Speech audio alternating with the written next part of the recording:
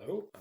Today, the German left party, aptly named Die Linke, literally left, has faced a long expected problem. Star politician Sarah Wagenknecht, who started her career as an outspoken Stalinist, has announced that she will found a new party, and 10 out of 38 members of the parliamentary faction in the Bundestag have joined her. This means as soon as this split will be effective, that parliamentary faction will lose status, they will lose money, they will have to cut jobs, and they will lose speech time and other privileges in the Bundestag. So bad news for them. They are currently working on some sort of arrangement where they could stay together as a parliamentary faction. The leftover party of the left, the other 28 members, of course, are outraged, and they consider this openly theft. And they demand that the 10 dissidents give back their mandates, or their seats in parliament. While they can make that call, the legal situation is very clear. Any representative in parliament is only beholden to his or her own conscience, so they can leave whenever they want. The interesting question is the political consequences here.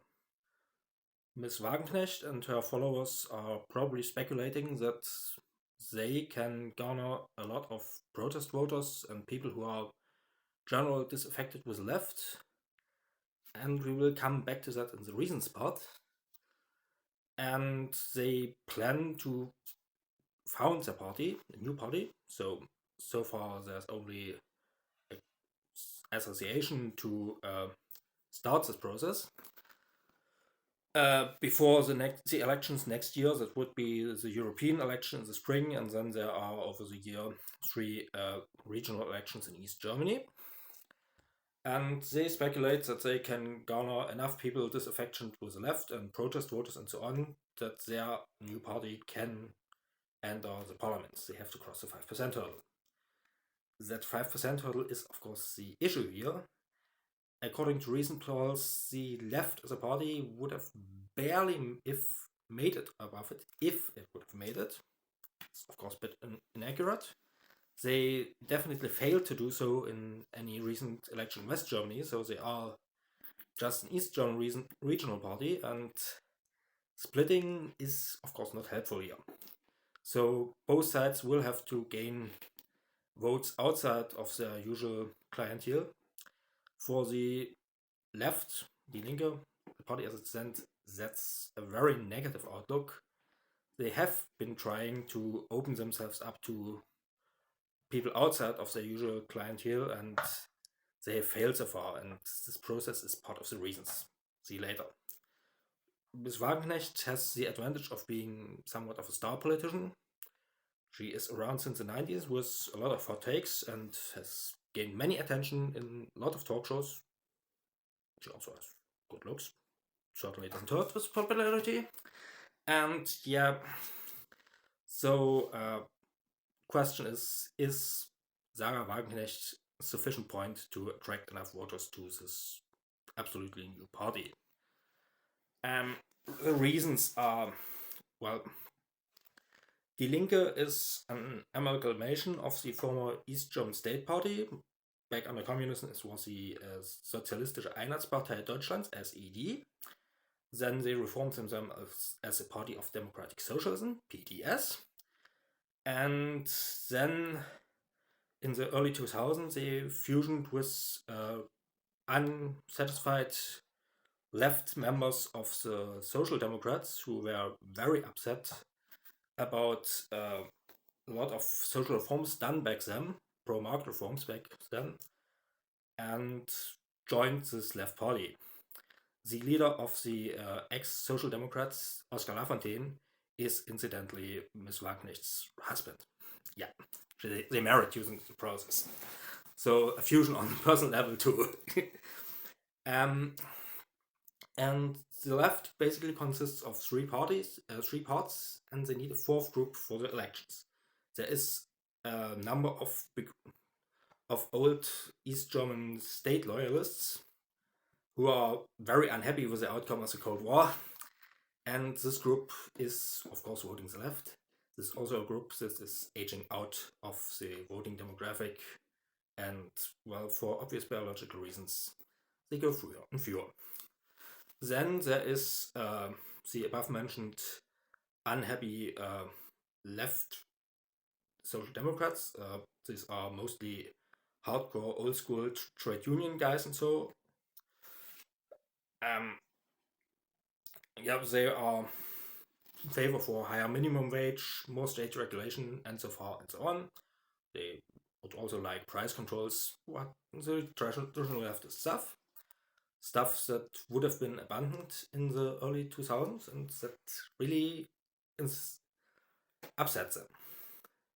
And the third group are the usually activist types of mostly academic milieus. One could call them woke, who don't really bother about traditional leftist stuff, but they are very for pro-immigration and gender and gay marriage and environmental stuff and so on. And for years now, the left has tried to court the third group and the second two to some extent in order to compensate for the faltering number of old functionaries and also in order to gain some track in West Germany. Because so far they have been for over 30 years now a very East German party. And the fourth group they need for elections is, of course, protest voters. There are a lot of voters who don't really care about their program and whatever.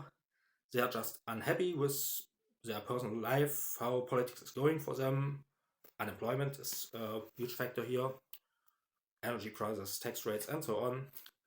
And they simply vote the left in order to show the guys above the government how they feel. This group, of course, has over the last decade, or over a decade, got another outlet for their frustrations, the AfD. So both parties compete for the same protest demographic, and it doesn't go particularly well for the left. And this has to do with the woke part. Well, woke stuff tends to upset people. People who can't find affordable home are not happy with millions of immigrants brought in who will, of course, compete for that. Same goes with welfare. If you pay welfare for immigrants, that will diminish resources available for the natives. Unfortunately, unavoidable. And again, environmentalism. Very important for academic people, but it's also very costly, and this shows in your personal electricity bill. For low-income families, very difficult. So the leftist coalition is basically canceling each other out for a long time now, and this is simply the somewhat logical conclusion. And what will get interesting is the effects here. Well, on the one hand, the new Wagenknecht party could attract a lot of voters who are currently voting AfD, but who don't want to be associated with a right-wing party. It's a very bad word in German for historical reasons. You are probably aware of it. And so this might weaken the AfD, possible. It might, on the other hand, also weaken the establishment parties, because there are many people unhappy with it too, who could vote a protest party if it isn't a right-wing party. And Ms. Wagenknecht is definitely not right-wing. She started as a Stalinist, gone a bit more moderate since, and as mentioned above, her program isn't even written yet. It's pointless to start discussion about a party that hasn't been founded yet, so we will have to see what comes out of it. But it is possible that some parts, especially of the Social Democrats, remember, she managed to attract a lot of them, not just Oscar. And this goes in the other direction too. Lars Klingbeil, the General Secretary of the Social Democratic Party, that's the party that has the Chancellor, Olaf Scholz, has come out recently and very openly called for unhappy leftist members and said there's always a place in the Social Democrats with you. And yeah, the Social Democrats have done or have reversed course a bit on many of their more entrepreneurial views. They are economically much more left. So this can go both ways, and I expect that the party, Die Linke, will basically go extinct during this process. So let's see.